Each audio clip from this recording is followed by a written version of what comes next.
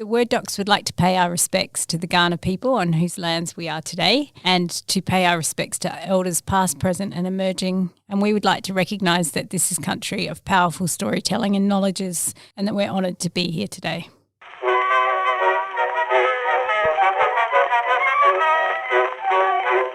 Why don't you write when you don't need money, honey? That would certainly make a hit. Welcome back to Word Docs. I feel guilty for interrupting a wonderful conversation about Alex's manly claps. Alex being one of the three Word Docs. Dr. Alex Vickery Howe, who's here with me online. Hello, Alex. Hello. Oh, he's being very sinister. I try and mix it up every week. That disconcerted laugh in the background was the third in our triumvirate of Word Docishness, Dr. Amy T. Matthews. Hello, dear Amy. Hello, Sean. Oh, that was a very normal hello. Thank you for being the normal one out of us three. At least today. And probably the manliest out of us three. You're the one who likes football. That makes you manly I love than football. Alex and me. Do you really? It's been a great season, Sean. And car racing. Oh, I knew I about like the a car lot of racing. I did know about that, but the football, that's it's a revelation. Totally. And also in our house, we have two different teams, so we watch 2 games a week. It's like hell for you, right? Wow. Does that ever get does it get violent? I don't think I've watched that many games in my entire life. Our teams are playing each other in 2 weeks, so I'll let you know. Well, Word Docs may not survive. It may just be Alex and me. At that point, if Amy's team loses and there's some calamity, I don't know what I'm talking about. This is recorded in the same session where we're all sick, apart from Alex. Amy and I are sick. Yeah. And Alex is just his usual self. I'm immune, right? Because I've had COVID recently, so am I like? No, but you're not immune to a cold. I've got a cold. I thought I'm like superhuman for the next 6 weeks, right? No, not from every. Yeah, Alex is like, I can't get anything, not even the manly clap. Well, on that note, our topic this week is all to do with sound and sonic vibrations and inspirations and so on and so forth. One of the reasons why we're doing this episode is because today marks the day on which we're recording this, was the release of my new album, Yay! Hyperoria Echoes of Antarctica. Yay! Yeah! A 4-hour ambient extravaganza based on my time down in Antarctica when I was down there supposedly researching a novel. But ended up releasing an album instead, and as well as a bunch of other things. But music and writing have a kind of kinship on lots of levels. So that's what we're going to talk about today. The other reason why we're talking about today is that Amy has been making a playlist for her I have. This is a thing. Would you like us to tell us more about that? Sure. So I've always done, I know Alex and I have talked about this before, we've always done playlists to write. Like I always have one on the go when I'm writing. Drives people crazy. I drive people mad with them. I use headphones. Even then, apparently they're so loud that people get... Really? Well, Wow. The last one I had like a set of maybe, it was quite a long list, but there were actually only 3 or 4 songs that would get me right into the mood of it, and particularly like for certain scenes, like there were 2 characters who were always together, and so if I put this one song on, I could get straight back into there. So I use it for writing purposes, but now I'm using it for promo purposes. So I've just done yesterday I spent the day trying to put together a playlist for someone else's bucket list. It was really interesting because some of it is music that I listened to while I was doing it, but then I thought I wanted to try and do a kind of felt experience of the book, like from beginning to end. So started with like the character that you start with in the opening chapter, and then going through grief, and then like trying to do the emotional journey of the book through the songs, which was really fun and really hard. This is really interesting, and there's lots to unpack here. One of my questions, probably the easiest one to answer, is: are these songs that you would like to appear in the movie of the film? Good question. There is actually a couple of songs that I would love. One is, I'm just getting it up so I can look at it. One is Elbow's "What Am I Without You," which to me sums up like the sadness of the beginning. It's a great opening credits song. And then the other one is the Waterboys' "The Whole of the Moon," which in my mind would make a great end credits song. Do you guys do that? Perfect. Do you Let's imagine make it happen. soundtracks? Well, yeah. I don't. No, you don't. You of all people. Yeah, done. Conversation over. Oh, credits. Let's just go to the Word doc song and play ourselves out. Of all the people that I thought it would be you. Me or Sean? Sean, I think. Sean, sorry, because he shut me down. No, I was just expressing my opinion in one word. I'm curious to hear yours, though, Alex, because it is odd that I don't do it. So how do you do it, Alex? So I don't know if I've said this on the show before, and I apologise if I have. So I'll do it super quickly. But when I worked at Studio Canal as a script assessor, it was very common for script writers to send Spotify playlists, exactly like Amy has for her book, and it is actually something that's been discouraged by every local producer I've worked with. They say, for copyright reasons, don't do it, blah, blah, blah. But for pitching reasons, it's a great idea, because if you're an assessor who has read 10 scripts that day and you get one with a soundtrack, it's a little bit of a kick at your desk. You get your headphones out, and some writers, particularly American writers, will actually say, play this track now, because they've got the kind of confidence to do that. Really? It's very American to be that kind of confident. They also, there's some... It's so risky, though. What if it was like a Cranberries song, and I really hate the Cranberries? Oh so my that would God, the put me off. Cranberries, the final song on my playlist, Sean. It's the Cranberries song. I know. I saw it. And I went, I will still love this playlist, but I'll skip Just that song. because you love me. It is risky, I but do. It's risky, I suppose, but it makes things more immersive. And I know that I put things up the line just because I was into the soundtrack that day. I'm sure. I mean, that doesn't mean the film got made, but it does get you the emotional, like the feeling of it. Like you can get across tone with music. Yes. I think. Like quickly, And if you we were talking in a synopsis. recent episode. We were talking recently about using all the senses when we're trying to convey story, and why not actually use sound to help pitch. It's interesting. Although I think the reason why... Sorry, you go. No, you go. It's because people listening at home, it's because we're actually recording at home again online that there's a little bit of a lag. So we interrupt each other more when we do it this way than when we do it in the studio. So apologies that we're... And occasionally jumping. Alex freezes. I'm here. I'm still here. Hello. Where's Alex gone? Is Alex there? I can't hear... Oh, no. This is gaslighting. I was going to say that readers now, like with BookTok and Instagram and Spotify and all the other things, readers, it's a really 360-degree experience of being a fan now. Like we had a lecture this morning that Alex and I watched one of our postgrads give on fan fiction, and readers are much more engaged, so they make playlists. So like I know Daisy Jones and the Six, which is now a great TV series, but Taylor Jenkins Reid, there were so many. She had a playlist for Daisy Jones and the Six, but then so many readers have started their own. You can find all these Daisy Jones and the Six playlists. And then also people do what are they called? Aesthetics. Have you seen Aesthetics on Instagram and BookTok? No. Where they do these What's reels that? of images, like they can be films or just images. They give you the aesthetic of the book. That's cool. So it's That's really so funny interesting. because that's like a pitch document. That's the kind of thing that goes in a document to pitch a movie, and now it's coming full circle and viewers are doing it back at the show. Yeah. I think that's superb. I think it's a really wonderful. engaged fandom, I think. But it's really interesting because it's authors do it and then their readers do it after they've read it. I love it personally.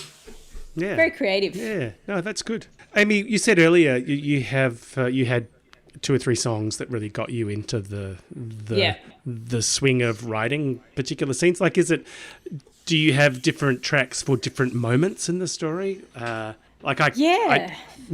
Weirdly, the one I'm thinking of is the book that isn't out till next year, so it's hard to talk about because it's not even promoted. But yeah, there was one that for the romantic couple, and then one for the older heroine that just got me personality. And weirdly, the romantic song is not romantic at all. It was just a vibe, and there's a kind of melancholy, bittersweet feeling to it. But if you listen to the lyrics, it's not romantic at all. It's about breaking up.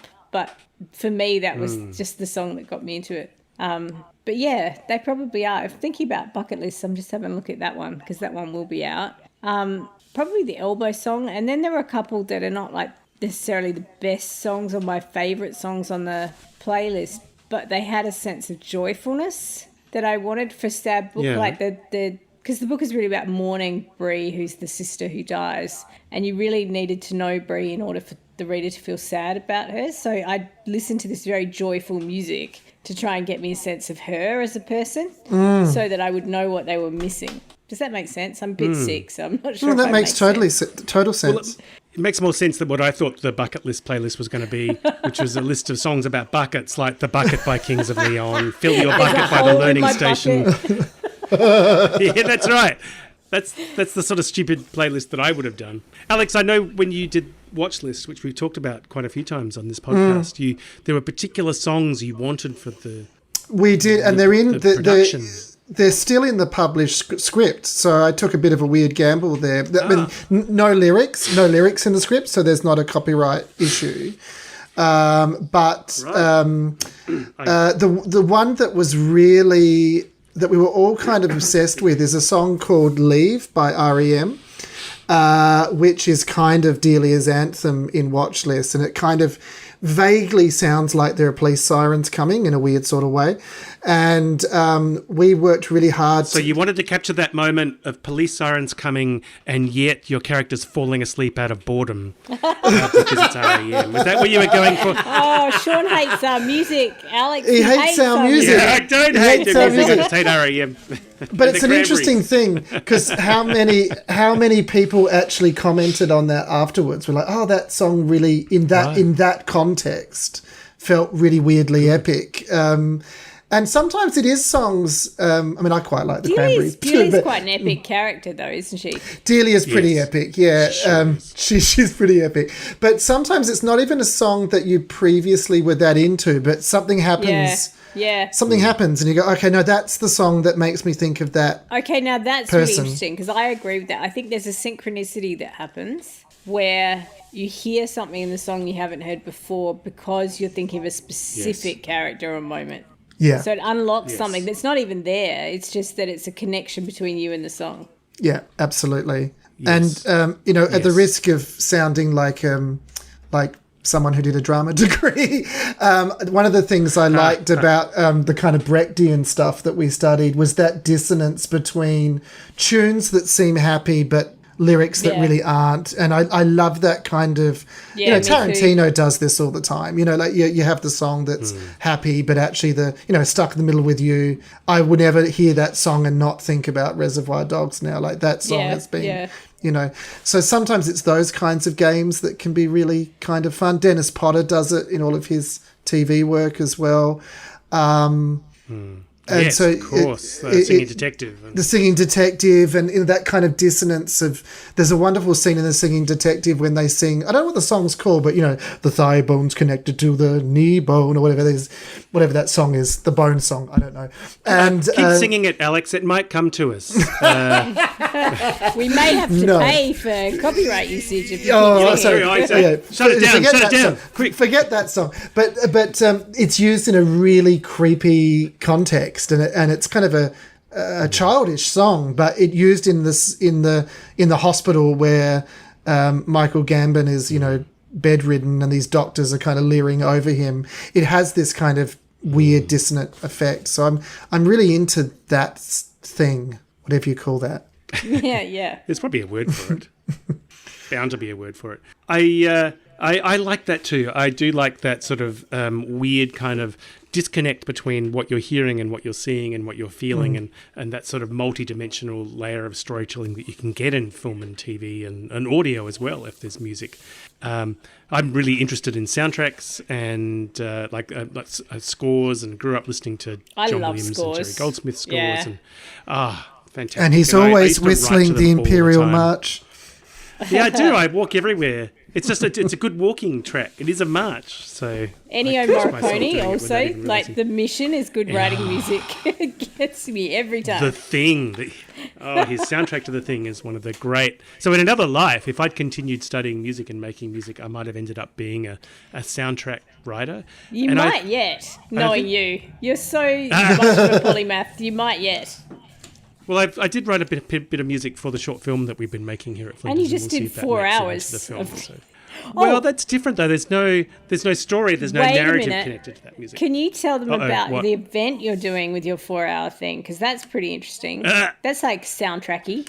Yeah, I mean, that's Fruma. just sitting around on beanbags, listening to the album with the beautiful work of Shane Bevan and Katie Kavanagh projected onto screens. It'll be very immersive, and later in the year, as part of the Flinders Festival of Creative Arts. Have I got that right? I think so. I'm hoping to take over the entire valley and use that as a soundstage for that work as well. So you can sit in nature on a nice warm summer night and listening to this music inspired by Antarctica. That's my dream this year. That would be amazing. But I think it would be amazing. But I think when I'm thinking about music and the act of writing and music and story, they're often completely disconnected, decoupled. So when I'm writing, I can be writing intensely exciting action scenes, but what's playing in the background is something that has no melody and no rhythm and barely a chord progression. You know, it's completely ambient. So I tend not to write to songs anymore. Yeah. And in fact, when I started writing Star Wars novels, I thought, this will give me a great excuse to play all the John Williams scores. But I found it too distracting. I found it that what worked at getting me into the mood while I was watching a movie did not. That's interesting. work 'Cause while for I me, was it's writing a book. emotion. I'm just going for emotion with the song.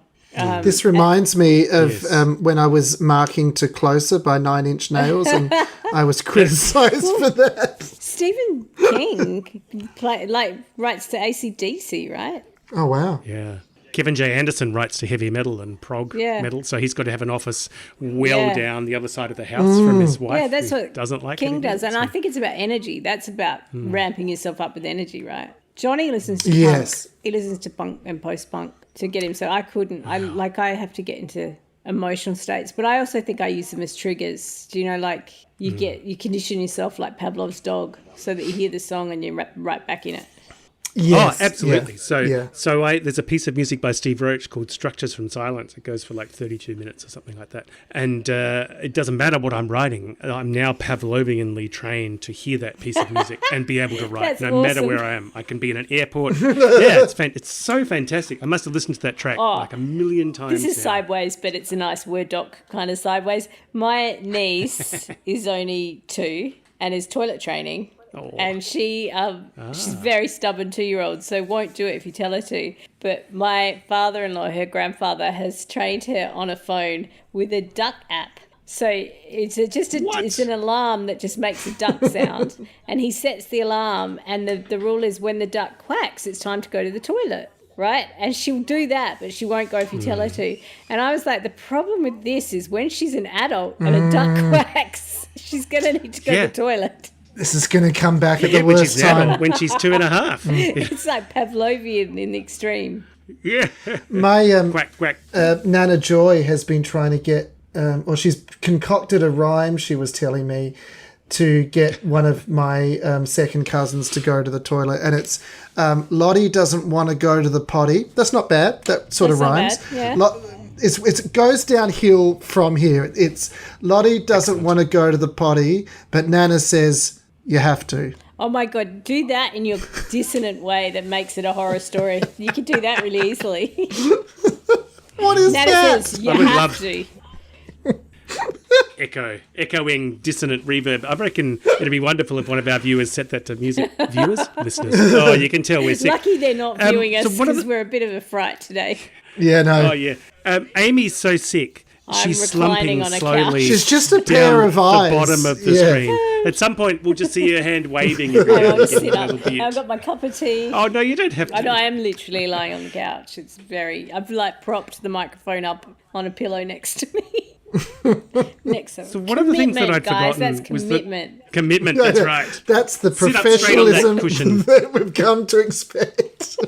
Yeah. One of the things that I'd forgotten until Shane Dix, my former collaborator, he reminded me that I wrote my second novel while listening to Peter Gabriel's album Us on repeat. And I would never have thought that I could have done that because it has lyrics in it. And I find lyrics so distracting now. But is that a problem for you guys? If there are words in the music, does that interfere with your brain? Alex is shaking No, his head, which is not at all. fantastic podcast behaviour. Why does not the at all. Not at transcription all. handle the head shake? Asterisks. No, I don't. I think sometimes I can play a playlist and not even clock consciously that what's been playing. It's just kind of sometimes Yeah. it's really. Sometimes I will put a song on repeat and be a bit crazy, but other times it'll just be a general mood that's just playing in the background. Do you think it It's a depends bit where you different. are in the draft? Like, because sometimes it Yes. annoys me. Sometimes the words really pull me out of it. But once I get into flow, I'm like Alex. I don't even register the music's on. It's just doing something subconsciously. I mean, once you're marking to closer by 9-inch nails, you've really crossed a threshold where the lyrics aren't sort of... The mood is kind of right, but the lyrics... What's he singing about anyway? We love you, Well, actually, no, students. don't answer that. Seriously, We can't love answer you. that question. What about moving away from music to sort of ambient noise? So kids shouting, schools next door, dogs barking. One of the things that I really, really hate in the background and can't work when it's happening is the sound of sport playing and people yelling at the umpires. Leaf blowers. Cannot bear it. Leaf blowers are the worst. I Yeah, but just leaf think they blowers should are the be worst banned. anyway. They are But the yeah, most the sound of it, ridiculous oh. invention. Yeah, I can't do them. Just let's all accept leaves. Let's just accept it. Use a Yes. broom. The sound of a broom is quite peaceful. The shh, shh, shh. Mm. But a leaf blower, nah. People have started getting up in our neighbourhood on their roofs and leaf blowing their gutters. Oh, no. It's madness. Someone just eating either jats or corn it's very chips. specific, But- Lisa. Yeah, just right next to you, oblivious to the mayhem they're causing inside your mind. I'll tell you what. yeah. Alex Vickery Howe does though is he types so loudly. If He does, we're yes, in yes. a big lecture theatre, like a few hundred people, and we're on opposite. We often sit on opposite sides of the lecture theatre if someone else is lecturing, so we can kind of keep an eye on the room, and you can hear him from across the room. You can just. Alex, could you demonstrate? Could you type for so our listeners loud. now? I don't. Will I screw up? I'm very delicate. Can you hear that at all? No, I actually smash them. He does. I smash them. And I made a and people joke. have commented. I made a joke to the students because they were yapping during the writing exercises a few weeks ago, and I just said, I don't want to hear any talking. Like, I should be able to hear Alex thumping. I've had people from other ends of houses going, "Have you killed the keyboard yet?" I get very excited. I get excited. So I don't know that I could type. I could work in a room with Alex. That might be. No. Do you know what I have used though? This a friend recommended it to me. So in the romance community, a lot of people write so many books, and particularly if they're hybrid or indie publishing. You know, I know people who write a book a month or two, they write a lot and they get burnout. And so a couple of writers recommended to me those brainwave things, they alpha waves or theta waves or Someone at work Binaural recommended beats. that to me. Yeah. Binaural beats I find really yeah, disconcerting. they are. So there was one time, the last few books I've had to write while teaching full time, and it's been like a push. I did start using them a couple of books ago. Don't think I did it with this book, but if I get really anxious and I can't concentrate, I do put it on, and after a while you do focus, and it's probably just the repetitive drone of it. I don't know if they work or not, Yes. but I found they did increase my concentration, whether it was, a placebo or not, I don't know. But I know people who swear by them. Yeah, there are people at work who've suggested them. I guess the other dimension of all of this that we haven't talked about is writing musicals and how weird that is in the sense of there's someone else on Is the there someone email that writing you're a sharing musical songs in with. this group at the moment? Is someone writing a musical? Just hypothetically, if one was How going to, interesting. if one was going to, it would be something. But where you're emailing someone, I just constantly am emailing Gab random songs and going, not the whole song, but just this bit from 1 minute 11 to 1 minute 25, and then she does the same thing and goes, oh, just this little, and you that's a different kind of creative process in a way because. You're kind of putting together an imaginary song in order to then write the scene that it's going to be in, if that makes any sense at all. But Oh, totally it does.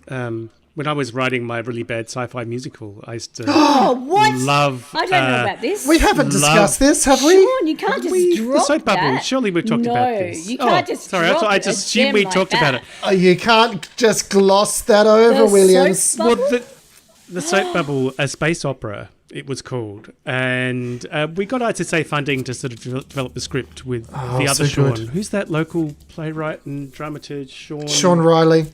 Sean Riley. Can you Sean please Riley. get the drama centre to put this on? Well, Yes. the music for the songs weren't written. I wrote the musical theme, the sort of Indiana Jones style theme for the show within the show, we didn't get around to writing the music for the songs because we didn't get funding for that. But I had so much fun writing the lyrics because I'd be thinking, now what kind of really shitty lyrical kind of form could I be exploiting here? And I spent days on Rhyme Zone, and it was so much fun. So great. But Sorry, no, you go because I'm cutting you off. No, you go. you go. No, you're I'm done. not. No, I'm done. We have not. I am finished the done. Soap bubble. We'll I come was just back. about to launch into song.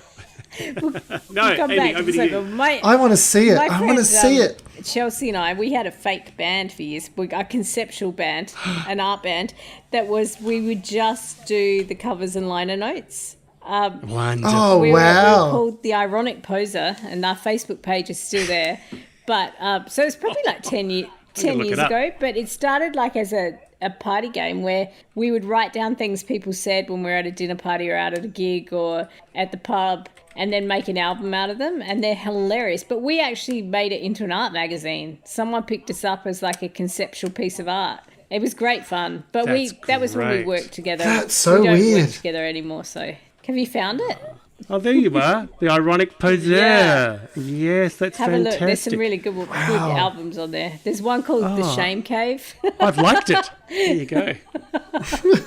When I got drunk with a friend of mine, the guy who made the Big Pigeon, actually, in Rundle Mall. In Rundle Mall. Yeah, he used to get really drunk and come up with bad names for heavy metal bands. And a lot of those ended up in my novel, Impossible Music, which was about music Is that being in a heavy metal band. Scrope Punch? Is that the one? No, that was a separate one. But can I? One of the band names was Anal Twin, which Oh, that's so much worse. I know it's so much worse, right? It's so much worse. But that was kind of what we got up to, and we had so much fun. So I think fictional bands. I like fictional bands and music. It's good. Yeah, I love it too. Let me We're ask still you. reeling. I'm not getting over that in a hurry. People can't see our faces, but Alex was just staring into space with this look of dismay. It's not the worst one Oh. either. And I actually have a T-shirt. I have a promotional T-shirt for the Impossible Music that has a bunch of these names on them and the fouler ones. I felt hidden very in bad touched that heavy I metal got fonts. a nod in that. I got a band. You did. You did got a band. Which band was your Glam band? Gong. Glam Gong. There you go. That's right. Very touched. Where am I getting Scrope Punch from? Sorry? Is that What's Alex's that? band? Is he Scrope Punch? No, but there No, that's wasn't mine. there was something No, called no, Scrope he Punch. does. I'm not Scrope making He it has up. a Yeah, band that's great. called, like in his head, called Scrope Punch. It's real. You didn't imagine it. Living it over and over again. Actually, Because that makes me I sound used so much worse. I used my younger teenage stepsons as sounding boards for the band names, and I had the idea for Scrope Punch, and I came down to Finn and said, "What do you think about a band called Scrope Punch?" And he said, "Well, has a certain impact." And I thought, right, okay, it's in. How do you feel about silence? Writing to silence. Yeah. I ask this because I find it too intense. I find it too It depends immersive where I and am in the too book again. disturbing. If I'm anxious, Okay. like if I'm, you hit those points where it's not going well, it's hard, or if I'm just anxious, no, it doesn't work at all. But sometimes it's good. I mean, you mean total silence? Like, no, I mean, it's very hard to find a place where there is... Oh no, just no music, just no. I used to, when no the kids were nothing. little, I would write at night after they went to bed. So about 8 p.m. I'd start, and sometimes I'd write all night long. And I think it was the silence I loved back then. Although sometimes I'd put the TV on for company if I was freaked out by silence. I suppose... I couldn't write with TV. Oh wow. No, I'd find that impossible. Last night, I guess I was doing that. I was creeping around. I was Creeping doing around. that. I mean, the rhythmic Doesn't sound like it was sound very of- silent. You were making coffee. I was and making Thumping coffee. at I had a his few keyboard. biscuits. stomping. The dog Going, was Lisa, snoring. you wake, Lisa. And Lisa- Lisa, you wake. Am I bothering you, Lisa? Listen to this and go, yeah, a few jats are bothering you. Can I tell you what else Lisa was doing? Lisa was watching Tron on her computer and had fallen asleep with Tron playing. Oh, right. And it was audibly in her headphones as she was out cold. And I was like, how are you doing that? She must have been having some What amazing weird dreams are you having? Yeah. Yeah. The master control program uploaded into her brain. Oh, my God. Wow. But she was into it before she just passed out. I could probably do silence. I've never ever seen you be silent, ever. I don't know that it's possible. I mean, what I'm describing is not really Johnny silent, can't be silent. is it? It was shuffling. I don't think Johnny's ever been silent ever. He's so noisy. Like there'd be music on. He always has his headphones on if we want quiet. But he would have the TV on or his headphones on or something right till he goes to sleep, and he'll wake up and start again. Like he talks. Like he's not a silent person. I will confess that I'm a bit like that too. I always have to have music playing, so poor old Amanda despairs sometimes. My The silence Johnny's she's lost. mother, this is interesting. Maybe this is where it comes from. She goes on silence retreats. So they're like polar opposites. Who Johnny's does? mum. So they're like polar opposites. Oh, wow. But, if you had 3 kids, love that maybe idea. you would. I couldn't, I couldn't handle, silent. I mean, I couldn't handle Antarctica. I can't handle. The great thing about Antarctica is they play music. Can't all the handle time down much. there. To stop you So going mad. You can't handle much. So when you're on slushy duty, which is the cleaning duty in Antarctica, you get to pick the music. So one day it was all country music, and one day it was all death metal. Oh. See, And, there could be but then violence you with have that to- kind of thing. Yeah, there could be. So Yes, there's a lot of yeah. negotiation that goes along. Yeah, wow. So I was thinking, I volunteered to do slushy duty, and I hoped that I would get to pick the music. But I was thinking, do I subject them to a day of Gary Newman? But I thought, no, I'd be staked out on the ice for sure. Okay, here's one. What is the song that would Slushy most drive you duty. crazy that you just can't bear? There's so many. Apart from the Cranberries and REM. I quite like the Cranberries. Mbop by Hanson. Yeah, right. I I'm never trying to think of understood. I don't know why it's there. People are into it. The Proclaimers, that ghastly song, that earworm my by the kid- Proclaimers. my It's a beautiful kid loves song, that but song. I can't stand that song. Ain't nothing gonna break my stride from the. Oh, I 90s. love That Ain't gets- Nothing that Gonna puts Break My Stride. Teeth on edge. Oh, that's my breakup song. don't That's know my it. breakup You will song. know Ain't it. nothing gonna break my stride. Ain't no one Don't gonna sing it. We have to slow pay me. for it. Don't sing it. Oh, that one. Oh, I love that song. I don't know it. Send me a link, Amy, so Yeah, I can you will go, know "Oh, it." I don't know it, so I can feel old. Oh wow. Well, on that note, I'm No, going to go listen to that well song. done. We're about out yeah, of time. well done. Wow. 10 points. Oh, I should have thought more about that. That's 10 points to Amy, 1,000. She gets All the points to Somebody's Hufflepuff. claiming to be sick. Oh, I know. He found It out. is so- Alex found out I'm in Hufflepuff today. Like we were talking about it in our fan fiction class, and it's just like, of course, everyone lies and ends up in Gryffindor, and I told the truth that I'm in Hufflepuff. I don't know what. I mean, I think do you Alex think would I be would be? Slytherin if he told the truth. I've But been you are pretty- Slytherin. Alex You are would be pretty Slytherin for sure. Gryffindory too. I've been Slytherin every time except the most recent one where I was Gryffindor with a snake Patronus. I'm like, well, I'm still a Slytherin then, really. If I'm shooting out asps from my wand, I mean, you're very suspect. Make sure Gryffindor. you say the P there. as long as you're not shooting wands from your ass. Oh, things you never thought you'd say and in on public. that note, On that note, it's time for me to go have a cup of tea and maybe a bath and It's getting very try graphic to now, feel Sean. better. Amy, I hope you feel better, Thank Amy. you. And Alex, we can't do anything for you. I'm gonna go. I'm gonna go to the gym. oh, Yeah, Once yes. There you go, Williams. There you go. Oh, I'm impressed. That's fantastic. What music do they play at the gym? Oh, it's all that sort of physical by Dua Lipa. Is that her name? That's aging me, isn't it? Been everywhere, hasn't? Yeah, that one's quite common, and Is that a cover of the No. Olivia no, different no, one. but similar vibe. Sean's not across the Dua Lipa. No, What is No, this Dua I Lipa? know she exists. But and Amy, what music are you going to listen to tonight? I've got to check out my playlist and Whatever. see if it's any good Yeah, before it comes out. I'm sure it'll be great. Excellent. Well, I'm going to promote the new album a Actually, little bit more that's tonight. what I'll listen to. and I'll listen to your album. It'll put you to sleep. No, just send me out. It'd be nice. I'll pretend I'm in Antarctica. There's one scary track Okay. on there. And, don't go to sleep during that. Whatever weird dream. Thank you all for a brilliant conversation. Thank you for your song requests. I will go look them up. I look forward to chatting with you again very, very soon. What do we say again? Oh, what do we Alex? say? I feel like Alex? there's something. We say goodbye. Have a very pleasant afternoon or evening or wherever you may be. That's not it. Maybe I you feel could like you're sing missing it. something important. Maybe it should be sung. Oh, I can't sing. I was going to sing the end of the Johnny Talent time. Remember Young Talent time where he sang a song? But you can't do that. we don't want to pay for it, Alex. No, we don't want to pay for that. So What about a song from your musical? In fact, I know that you sung a song from your musical. Could we go out on a rendition of that? no, I managed to get through the whole episode without mentioning that. I will just say, happy writing. Happy writing. Happy writing. Bye. Bye.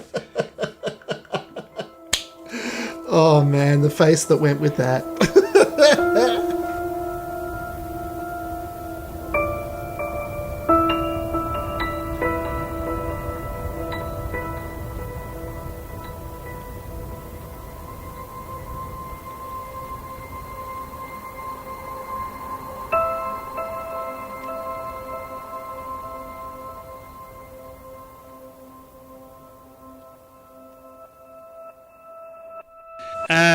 So this is Sean's clap.